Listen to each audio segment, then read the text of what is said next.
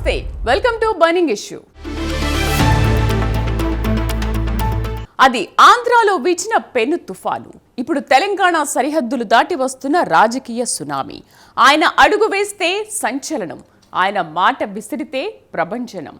ఢిల్లీ పీఠం అండతో, జనసేనాని కండతో తెలంగాణ గడ్డపై కాషాయ దళం కదం తొక్కుతోంది. 2 ఏళ్ల కాంగ్రెస్ పాలనకు చెక్ పెట్టేందుకు, కారు పార్టీ మిగిలిన ఆశలను గల్లంతు చేసేందుకు సాక్షాత్తు పవర్ స్టార్ దిగుతున్నారు. ఇది మామూలు పొత్తు కాదు, వచ్చే ఎన్నికల కోసం వేస్తున్న సరికొత్త ఎత్తు. మున్సిపల్ వార్లో మోదీ పవన్ల డబుల్ ఇంపాక్ట్ ఎలా ఉండబోతోంది? ప్రత్యర్థుల గుండెల్లో రైళ్లు పరిగెత్తిస్తున్న ఆ కాంబినేషన్ వెనక ఉన్న అసలు ప్లాన్ ఏంటి?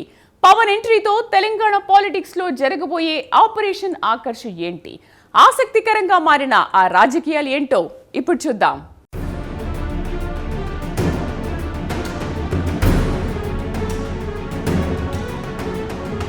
తెలంగాణ రాజకీయాల్లో ఒక ఊహించని కానీ అత్యంత శక్తివంతమైన పరిణామం చోటు చేసుకుంది.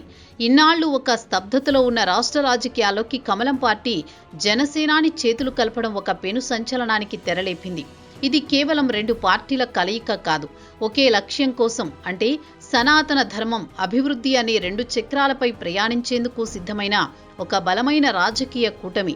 నిన్నటి వరకు ఆంధ్రప్రదేశ్లో విజయఢంకా మోగించిన ఈ జంట ఇప్పుడు తెలంగాణ గడ్డపై తమ ప్రభావాన్ని చూపించేందుకు సిద్ధమైంది.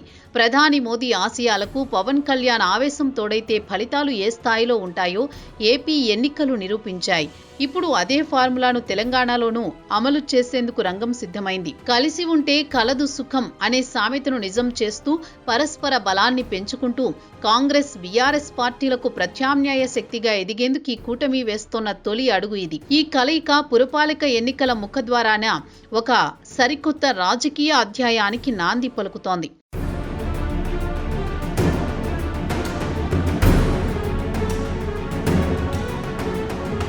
తెలంగాణలో ప్రస్తుతం నెలకొన్న రాజకీయ శూన్యాన్ని భర్తీ చేయడానికి ఇంతకంటే సరైన సమయం మరొకటి లేదు. అధికారంలో ఉన్న కాంగ్రెస్ అంతర్గత సమస్యలతో, పరిపాలనాపరమైన సవాళ్లతో సతమతమవుతుంటే 10 ఏళ్ల పాటు చక్రం తిప్పిన బీఆర్ఎస్ అసెంబ్లీ, పార్లమెంట్ ఎన్నికల ఓటములతో ఢీలా పడిపోయింది. సరిగ్గా ఇక్కడే బీజేపీ తన రాజకీయ చతురతను ప్రదర్శించింది. రాష్ట్రంలో ఒంటరిగా పోరాడడం కంటే ప్రజాకర్షణ కలిగిన పవన్ కళ్యాణ్ వంటి మిత్రుణ్ణి కలుపుకుని వెళ్లడం విజయావకాశాలను రెట్టింపు చేసుకోవచ్చని కమలనాథులు భావిస్తున్నారు. పవన్ కళ్యాణ్ కేవలం ఒక యాక్టర్, ఒక పొలిటీషియన్ మాత్రమే కాదు, ఆయన ఒక ఎమోషన్. ఆ ఎమోషన్ను బీజేపీ క్షేత్రస్థాయి నెట్వర్క్తో అనుసంధానం చేయడం ద్వారా ప్రజల్లోకి బలంగా వెళ్లాలన్నది వారి వ్యూహం. ఈ కలయిక ద్వారా ప్రతిపక్ష స్థానాన్ని ఆక్రమించడమే కాకుండా భవిష్యత్తులో అధికారాన్ని చేజిక్కించుకునే దిశగా పక్కా ప్లాన్తో ముందుకు సాగుతున్నారు.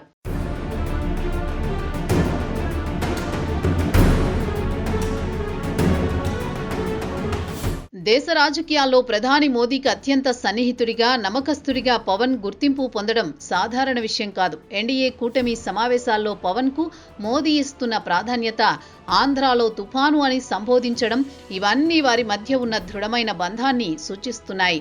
పవన్ ఆలోచనలు, మోదీ ఆశయాలు ఒకేలా ఉండడం ఈ బంధానికి ప్రధాన కారణం. దేశ సమగ్రత, ధార్మిక చింతన, యువతకు ప్రాధాన్యత వంటి అంశాల్లో ఇరువురిది ఒకే బాట. ఈ సాన్నిహిత్యమే ఇప్పుడు తెలంగాణ బీజేపీకి కొండంత అండగా మారింది. కేంద్ర నాయకత్వం పవన్ కళ్యాణ్ పై పెట్టుకున్న నమ్మకం ఆయనకు తెలంగాణ బాధ్యతల్లో భాగస్వామ్యం కల్పించేలా చేసింది. మోదీ చరిష్మాకు పవన్ గ్లామర్ తోడైతే అది ఓట్ల వర్షం కురిపిస్తుందని ఢిల్లీ పెద్దలు బలంగా విశ్వసిస్తున్నారు.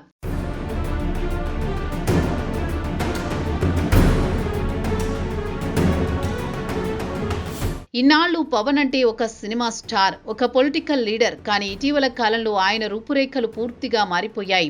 తిరుమల లడ్డూ వివాదం మొదలుకుని వారాహి డిక్లరేషన్ వరకు సనాతన ధర్మ పరిరక్షణను భుజస్కంధాలపై వేసుకున్న ఒక ధార్మిక యోధుడిగా పవన్ కళ్యాణ్ ఆవిష్కృతమయ్యారు.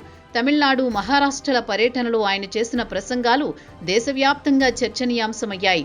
ఈ ధార్మిక ఇమేజ్ తెలంగాణలోని హిందూ ఓటు బ్యాంకును ఏకం చేయడానికి బ్రహ్మాస్త్రంలా ఉపయోగపడనుంది. బీజేపీ మౌలిక సిద్ధాంతం కూడా హిందుత్వమే కాబట్టి పవన్ రాకతో ఆ పార్టీకి డబుల్ ఇంజిన్ పవర్ వచ్చినట్లయింది.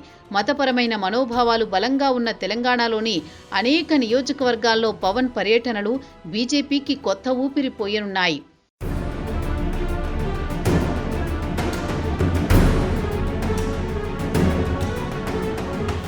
ఆంధ్రప్రదేశ్లో కూటమి ప్రభుత్వం అధికారంలోకి రావడంలో పవన్ పోషించిన పాత్ర అద్వితీయం.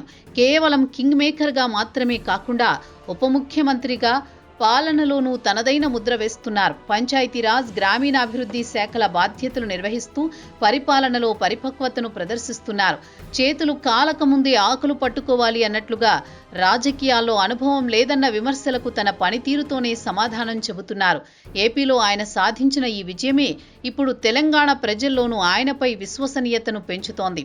అక్కడ సాధించిన వాడు ఇక్కడ కూడా ఏదో చేయగలడు అనే నమ్మకం ప్రజల్లో కలుగుతోంది.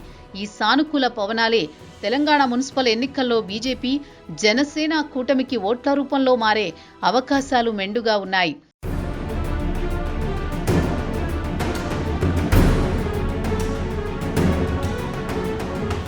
ఇక్కడ గమనించాల్సిన అత్యంత కీలకమైన అంశం ఒకటి ఉంది. ఏపీలో టీడీపీ, బీజేపీ, జనసేన కలిసి ఉన్నాయి. కానీ తెలంగాణలో కేవలం బీజేపీ, జనసేన మాత్రమే ప్రస్తుతానికి కలిసి వెళ్లాలని నిర్ణయించుకున్నాయి. ఇది తెలంగాణ సెంటిమెంట్ను గౌరవించినట్లుగానూ ఉంటుంది. అదే సమయంలో మోదీ, పవన్ బ్రాండ్ ఇమేజ్ను వాడుకున్నట్లుగానూ ఉంటుంది. ఈ స్ట్రాటజీ వెనుక అమిత్ షా వంటి ఉద్దండుల మాస్టర్ ప్లాన్ ఉందనడంలో సందేహం లేదు.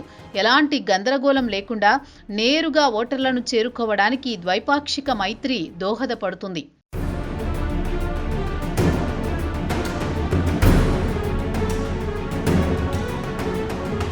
వచ్చే అసెంబ్లీ ఎన్నికలే లక్ష్యమైనప్పటికీ దానికి ముందు వస్తున్న పురపాలక సంఘాల ఎన్నికలను ఈ కూటమి అత్యంత ప్రతిష్టాత్మకంగా తీసుకుంది. ఇది ఒక రకంగా సెమీఫైనల్ మ్యాచ్ లాంటిది. పట్టణ ప్రాంతాల్లో బీజేపీకి సహజంగానే పట్టు ఉంది. దానికి పవన్ చరిష్మా తోడైతే మున్సిపాలిటీలు, కార్పొరేషన్లలో కాషాయ జెండా ఎగరవేయడం సులువవుతుంది. హైదరాబాద్, వరంగల్, కరీంనగర్, నిజామాబాద్ వంటి నగరాల్లో జనసేనకు బలమైన యువజన విభాగం ఉంది. ఈ క్యాడర్ను బీజేపీ బూత్ స్థాయి కమిటీలను సమన్వయం చేసుకుంటే ఫలితాలు ఏకపక్షంగా మారే అవకాశం ఉంది. ఈ ఎన్నికల్లో సత్తా చాటగలిగితే వచ్చే సార్వత్రిక ఎన్నికల నాటికి క్యాడర్లో ఆత్మవిశ్వాసం రెట్టింపు అవుతుంది. అందుకే ఈ ఎన్నికలను లాంఛనప్రాయంగా కాకుండా జీవన్మరణ సమస్యగా తీసుకుని పోరాడేందుకు ఇరు పార్టీలు సిద్ధమయ్యాయి.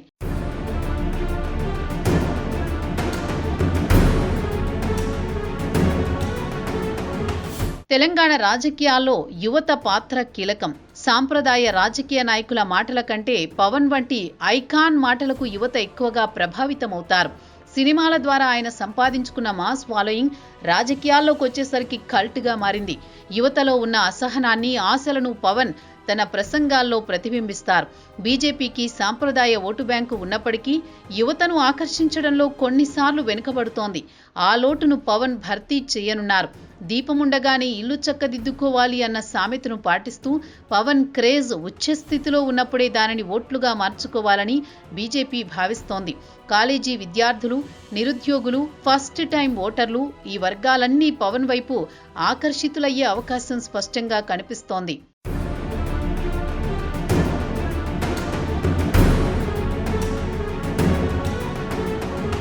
తెలంగాణలో కాంగ్రెస్ ప్రభుత్వం అధికారంలోకి వచ్చి 2.5 ఏళ్లు గడుస్తోంది. 2023 డిసెంబర్లో మార్పు నినాదంతో గద్దెనెక్కిన హస్తం పార్టీ ఆరంభంలో ఉన్న ఆదరణను ఇప్పుడు నిలబెట్టుకోలేకపోతోందన్నది నిర్వివాదాంశం.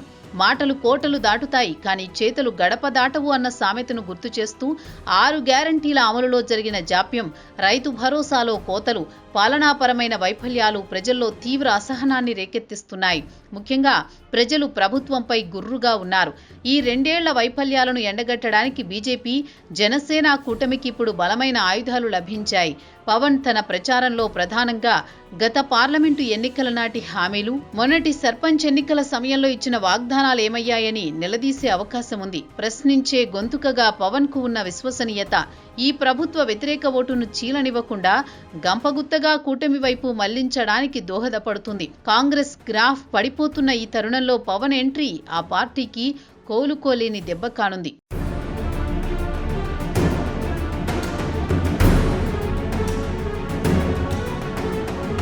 మరోవైపు ఒకప్పుడు తెలంగాణను శాసించిన బీఆర్ఎస్ పార్టీ పరిస్థితి ఇప్పుడు అగమ్య గోచరంగా మారింది.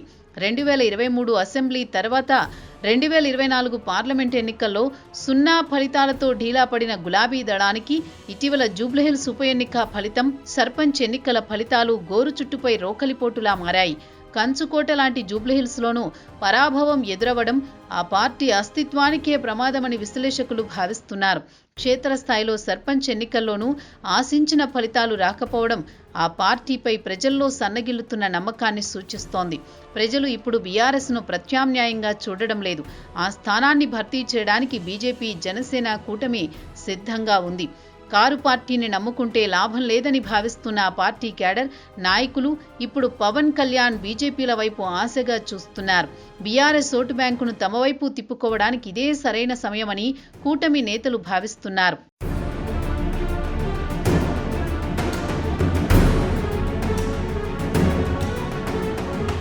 నిజానికి తెలంగాణ బీజేపీ ఇప్పుడు గతంలో కంటే అత్యంత పటిష్టంగా ఉంది. 2024 పార్లమెంట్ ఎన్నికల్లో సాధించిన ఎంపీ సీట్లు, ఆ తర్వాత జరిగిన జూబ్లీహిల్స్ ఉప ఎన్నికల్లో ఓటమి పొందినప్పటికీ సర్పంచ్ ఎన్నికల్లో గ్రామీణ స్థాయిలోకి చొచ్చుకుపోయిన తీరు కమలనాథుల్లో ఆత్మవిశ్వాసాన్ని నింపాయి.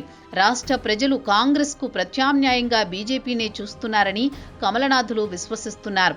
ఇప్పుడు పవన్ కళ్యాణ్ గ్లామర్, జనసేన సైనికుల బలం తోడయ్యింది. నిన్నటి వరకు ఒంటరి పోరాటం చేసిన బీజేపీ ఇప్పుడు జనసేనతో కలిసి మున్సిపల్ ఎన్నికల బరిలో దిగుతుండడంతో క్యాడర్లో జోష్ పీక్స్కు చేరింది. రాష్ట్ర బీజేపీ నేతలు, కేంద్ర నాయకత్వం కూడా ఈ ఊపును అలాగే కొనసాగించి మున్సిపాలిటీలపై కాషాయ జెండా ఎగిరవేయాలనే కృతనిశ్చయంతో ఉన్నారు. పవన్ రాకతో ఆ లక్ష్యం మరింత సులభం కాబోతోంది.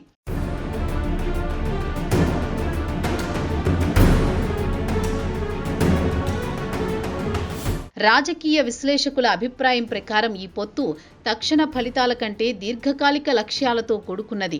పవన్ కళ్యాణ్ తెలంగాణపై దృష్టి సారించడం అంటే ఇక్కడి రాజకీయ సమీకరణాలను సమూలంగా మార్చడమే. ఆయన సభలకు వచ్చే జనసందోహం ఓట్లుగా మారుతుందా లేదా అనే సందేహాలు గతంలో ఉండేవి. కానీ ఏపీ ఎన్నికల ఫలితాలు ఆ సందేహాలను పటాపంచలు చేశాయి.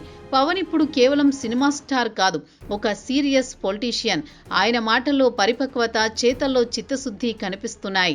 బీజేపీ సంస్థాగత నిర్మాణం, పవన్ మాస్ అప్పీల్, ఈ రెండూ కలిస్తే అది ఒక డెడ్లీ కాంబినేషన్. ఇది కాంగ్రెస్, బీఆర్ఎస్ పార్టీలకు ఖచ్చితంగా ప్రమాద ఘంటికలే. మున్సిపల్ ఎన్నికలు ఈ కూటమి బలాన్ని నిరూపించే లిట్మస్ టెస్ట్ కాబోతున్నాయి.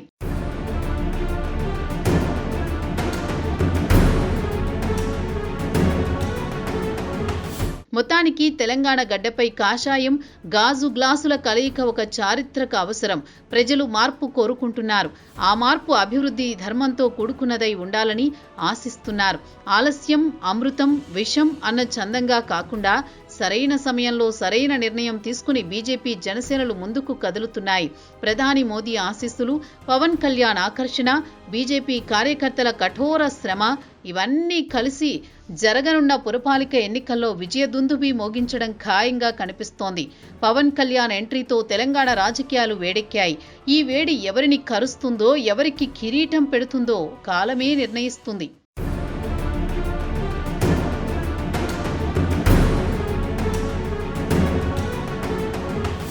ఇది కేవలం రెండు పార్టీల కలయిక మాత్రమే కాదు, తెలంగాణ రాజకీయ ముఖ చిత్రాన్ని మార్చేసే ఒక భారీ ప్రయోగం.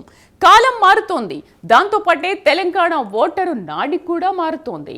2024 పార్లమెంటు ఫలితాలు ఒక హెచ్చరిక అయితే, రేపటి మున్సిపల్ ఫలితాలు వచ్చే అసెంబ్లీ సమరానికి ఒక దిక్సూచి కాబోతున్నాయి. పవన్ కళ్యాణ్ అనే ఆకర్షణ శక్తిని తమ సంస్థాగత బలంతో జత చేసి బీజేపీ విసిరిన ఈ పాచిక అధికార కాంగ్రెస్ కోటలను బద్దలు కొడుతుందా? అస్తిత్వం కోసం పోరాడుతున్న గులాబీ పార్టీకి ఇక చరమగీతం పాడుతుందా అన్నది కాలమే నిర్ణయిస్తుంది. కానీ ఒక్కటి మాత్రం సత్యం, ఈ పోరులో గెలుపు ఎవరిదైనా కావచ్చు, కానీ రాబోయే రోజుల్లో తెలంగాణ రాజకీయం మాత్రం రసవత్తరంగా, మరింత రణరంగంగా మారబోతోంది. ఇది ఆరంభం మాత్రమే, అసలు ఆట ముందుంది. వేచి చూద్దాం ప్రజలు ఎవరికి పట్టం కడతారో.